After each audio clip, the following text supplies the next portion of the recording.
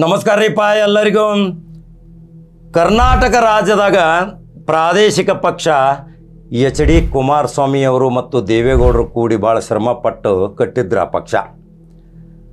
ಆ ಪಕ್ಷ ಕಟ್ಟಿದ ಮೇಲೆ ಕರ್ನಾಟಕಕ್ಕನ ರಾಷ್ಟ್ರೀಯ ಪಕ್ಷಗಳಿಗೆ ಹೆದರಿಕೆ ಉಂಟು ಮಾಡುವಂಥ ಪಕ್ಷ ಇತ್ತದು. ಯಾವಾಗಲೂ 40-50 ಸೀಟ್ ಬರ್ತಿದ್ದು, ನಿರ್ಣಾಯಕ ಅವರು ಆಗ್ತಿದ್ರು. ಯಾರನ್ನ ಮುಖ್ಯಮಂತ್ರಿ ಮಾಡಬೇಕು, ಯಾರನ್ನ ಮಂತ್ರಿ ಮಾಡಬೇಕು, ಯಾರನ್ನ ಉಪಮುಖ್ಯಮಂತ್ರಿ ಮಾಡಬೇಕನ್ನೋ ನಿರ್ಣಯ ತಗೋತಿದ್ರು.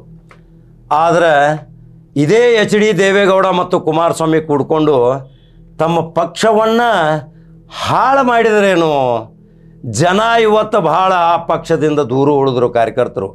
ಈಗ ಕಾರ್ಯಕರ್ತರು ಜಿಲ್ಲಾಧ್ಯಕ್ಷರದಾರ, ತಾಲೂಕಾ ಅಧ್ಯಕ್ಷರದಾರ, ಪಕ್ಷ ಅಂತೂ ಇಲ್ಲ. 19 ಶಾಸಕರು ಉಳಿದ್ರು. 50-60 ಶಾಸಕರು ಬಂದು ಇವತ್ತು ರಾಜ್ಯದಲ್ಲಿ ದರ್ಬಾರ ಮಾಡ್ತಿದ್ರು. ಕುಮಾರಸ್ವಾಮಿ 3 ಸಾರಿ ಮುಖ್ಯಮಂತ್ರಿ ಆಗ್ಬೇಕು. ಕಾರಣ ಅಂದ್ರೆ ತಮ್ಮ 40-50 ಶಾಸಕರಿಂದ ಮಾತ್ರ. ಆದ್ರೆ ಈಗ ಪಶ್ಚಾತ್ತಾಪ ಪಡತ್ತಾರೇನ್ರಿ ದೇವೇಗೌಡರು ಮತ್ತು ಕುಮಾರಸ್ವಾಮಿ. ನಮ್ಮ ಪಕ್ಷ ಯಾಕೆ ಅವನತಿಗೆ ಬಂತು, ಯಾಕೆ ಇಷ್ಟೊಂದು ಹೀನಾಯ ಪರಿಸ್ಥಿತಿಗೆ ಬಂತು, ಅನೇಕ ಅಲ್ಪಸಂಖ್ಯಾತರ ಮತಗಳನ್ನ ಕಳ್ಕೊಂಡಿವಿ, ಮುಸಲ್ಮಾನರಂತೂ ಆ ಪಕ್ಷದಿಂದ ದೂರ ಉಳಿದು ಬಿಟ್ರು, SC/ST ಜನನೂ ದೂರ ಉಳಿದ್ರು. ಇನ್ನು ಪಕ್ಷ ಕೋಮುವಾದಿ ಪಕ್ಷ ಅಂಥೇಳಿ ಬಿರುದು ಪಡೆದಿರುವ ಭಾರತೀಯ ಜನತಾ ಪಕ್ಷದ ಜೊತೆ ಈಗ ಅವರ ಹೊಂದಾಣಿಕೆ ಮಾಡ್ಕೊಂಡಾರಂದ್ರೆ ಇನ್ನು ಮುಂದೆ ಬರುವ ಈ 2028ರಾಗ 19ಕ್ಕೆ 9 ಉಳಿತಾವೇನ್ರಿ. ಇದು ಭವಿಷ್ಯ ಐತಿ, ಭಾಳ ಕಡಕರ ಐತಿ ನೋಡ್ರಿ. ಜವಾರಿ ಕಡಕ ಕಾಕ ಏನು ಸುದ್ದಿ ಹೇಳ್ತಾನ, ಏನು ವಿಶ್ಲೇಷಣೆ ಮಾಡ್ತಾನ, ನೀವು ಭಾಳ ಕೂಲಂಕುಷವಾಗಿ ಕೇಳ್ತೀರಿ. ಇದು ಒಂದು ಸತ್ಯಾಂಶದ ಸುದ್ದಿ. ಯಾಕಂದ್ರೆ ದೇವೇಗೌಡರ ಮೇಲೆ ಭಾಳ ಪ್ರೀತಿ ಇತ್ತು ಜನರದು.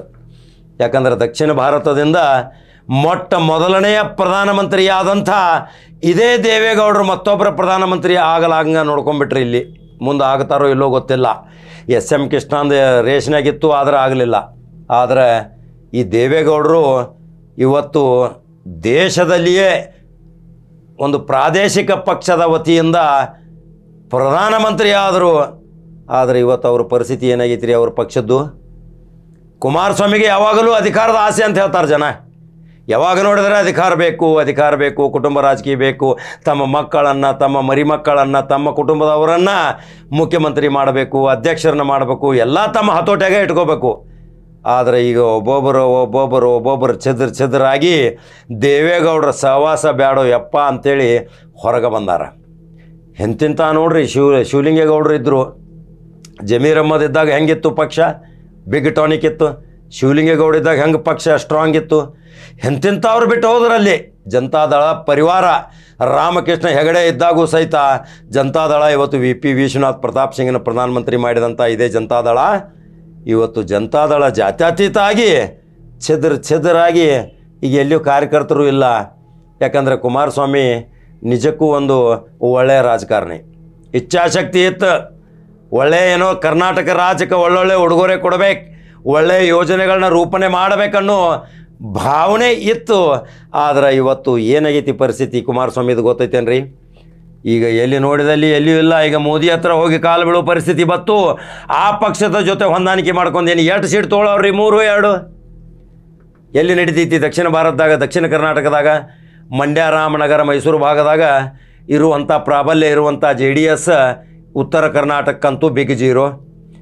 ಅಲ್ಲಂತೂ ಏನು ನಡೆಯಂಗಿಲ್ಲ ಇವ್ರದ. ಬೈ ಚಾನ್ಸ್ ಏನಾದರೂ ಇವರು ಸ್ವತಂತ್ರವಾಗೇ 28 ಲೋಕಸಭಾ ಕ್ಷೇತ್ರಕ್ಕೆ ಎಲ್ಲಾದರೂ ಸ್ಪರ್ಧೆ ಮಾಡ್ತಿದ್ರು, ಆವಾಗ ರಾಷ್ಟ್ರೀಯ ಪಕ್ಷಗಳನ್ನು ಸೋಲಿಸಲಾಕ ಈ ಜಾತ್ಯತೀತ ಜನತಾದಳ ಕಾರಣೀಭೂತ ಆಕಿತ್ತು. ಆದ್ರೆ ನೋಡ್ರಿ ಇವತ್ತು ದೇವೇಗೌಡರು ತಮ್ಮ ಇಡೀ ವಯಸ್ಸಿನಾಗ ಇನ್ನೂ ಪಕ್ಷ ಕಟ್ಟಬೇಕು ಅನ್ನೋದು, ಕರ್ನಾಟಕ ರಾಜ್ಯಕ್ಕೆ ನೀರಾವರಿ ಯೋಜನೆಗಳು ತರಬೇಕು, ಕೇಂದ್ರದಿಂದ ಅದನ್ನು ತರಬೇಕು, ಇದನ್ನು ತರಬೇಕು ಅನ್ನೋದು ಭಾಳ ಇಚ್ಛಾಶಕ್ತಿ ಐತಿ. ಆದರೆ ಕುಮಾರಸ್ವಾಮಿನೂ ಕರ್ನಾಟಕಕ್ಕೆ ಒಂದು ಕನಸುಗಾರ. ಒಳ್ಳೆಯ ಒಂದು ರಾಜಕೀಯ ವ್ಯವಸ್ಥೆಯನ್ನು ತಯಾರು ಮಾಡ್ಬೇಕಂಥೇಳಿ ಜನ ಮಾತಾಡೋಷ್ಟನಲ್ಲೇ ಅವರು ಭಾರತೀಯ ಜನತಾ ಪಕ್ಷ ಜೊತೆ ಏನು ಕೂಡ್ಕೊಂಡ್ರು, ಅಲ್ಲಿ ಅದಕ್ಕೆ ಕೊನೆಯ ಮಳೆ ಅವರೇ ಹೊಡ್ಕೊಂಡ್ರು. ಈಗ ಜಾತ್ಯತೀತ ಜನತಾದಳದ ಪರಿಸ್ಥಿತಿ, ಎಷ್ಟೋ ಕಾರ್ಯಕರ್ತರು ಸಿಗ್ತಾರೆ ನಮಗೆ, ಏನು ರೀ ನಿಮ್ಮ ಪರಿಸ್ಥಿತಿ ಅಂದಾಗ, ಏನು ರೀ ನಮ್ಮದು ನಾವಿಕ ನಿಲ್ಲದ ಹಡಗಾಗೈತಿ ಅಂತಾರೆ.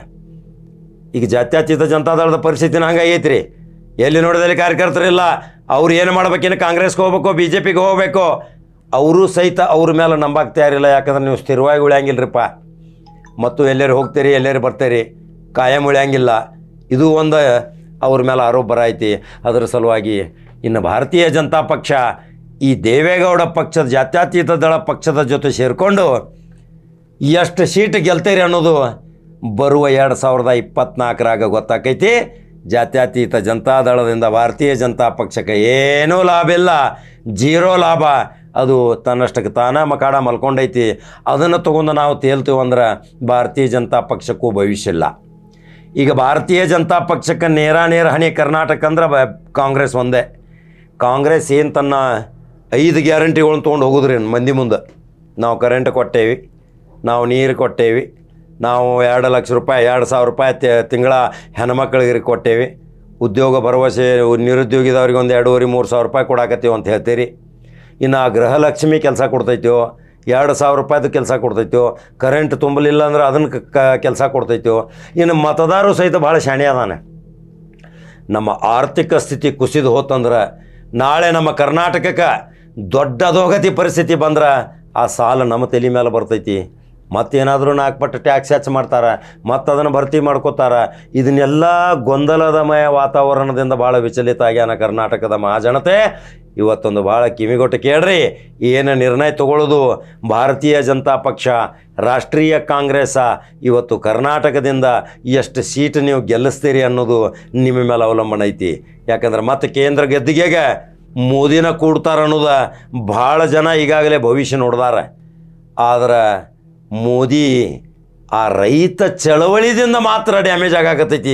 ಆ ರೈತ ಚಳವಳಿ ಮಾತ್ರ ಹಿಂದೆ ತಕ್ಕೋಲಿಲ್ಲ ಅಂದ್ರೆ ಮೋದಿಯವರಿಗೆ 300ಕ್ಕಿಂತ 150 ಸೀಟ್ ಕಡಿಮೆ ಬರ್ತಾವೆ, ಬಹುಮತ ಬರೋದಿಲ್ಲ. ಆಮೇಲೆ ಮತ್ತು ಇವರು ಸಣ್ಣ ಪುಟ್ಟ ಪಕ್ಷದವ್ರನ್ನ ಅವಲಂಬಿತ ಮಾಡ್ಕೋಬೇಕು. ಆ ಅವಲಂಬಿತ ಮಾಡ್ಕೊಂಡ್ರೆ ಮಾತ್ರ ಭಾರತೀಯ ಜನತಾ ಪಕ್ಷಕ್ಕೆ ಒಂದು ಶಕ್ತಿ ಸಿಗ್ತೈತಿ. ಇಲ್ದಿದ್ರೆ ದೇವೇಗೌಡರ ಪಕ್ಷ ಅವಲಂಬಿತ ಏನಾಗಿರಿ, ಅದರಿಂದ ಏನೂ ಲಾಭ ಇಲ್ಲ. ದೇವೇಗೌಡರು ಭಾಳ ತಪ್ಪು ನಿರ್ಣಯ ತೊಗೊಂಡ್ರು, ಕುಮಾರಸ್ವಾಮಿನೂ ತಪ್ಪು ನಿರ್ಣಯ ತೊಗೊಂಡ್ರು.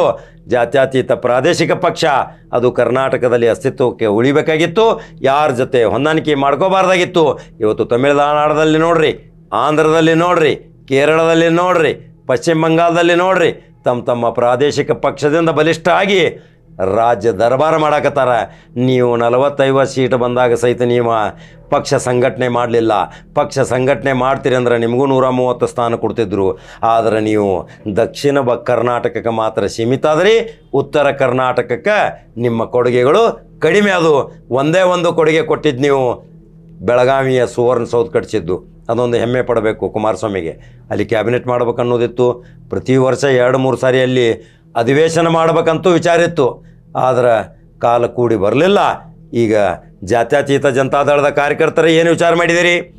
ಭಾರತೀಯ ಜನತಾ ಪಕ್ಷಕ್ಕೆ ನಿಮಗೆ ಹೋಗೋ ಮನಸ್ಸೈತ್ಯೋ, ಒಲ್ಲದ ಮನಸ್ಸಿನಾಗ ನೀವು ಹೊಂಟೇರಿ ಅಂದ್ರೆ ನಿಮಗೆ ಆ ಶಕ್ತಿ ಬರುವುದಿಲ್ಲ. ಹಾಗಾದ್ರೆ ಕರ್ನಾಟಕದ ಜಾತ್ಯತೀತ ಜನತಾದಳದ ಭವಿಷ್ಯವೇನು? ಯಾವ ನಿರ್ಣಯ ತಗೋತೀರಿ? ಮುಂದಿನ ತಿರುಗಬಾಣಿ ಏನು ಆಗತೈತೆ ಅನ್ನೋದು ನನ್ನ ಕಮೆಂಟ್ ಬಾಕ್ಸ್ನಾಗ ಹಾಕಿರಿ. ಮತ್ತು ಖಡಕ್ ಜವಾರಿ ಸುದ್ದಿ ಹೋಗಿ ಬರ್ತೀನಿ. ನಮಸ್ಕಾರ.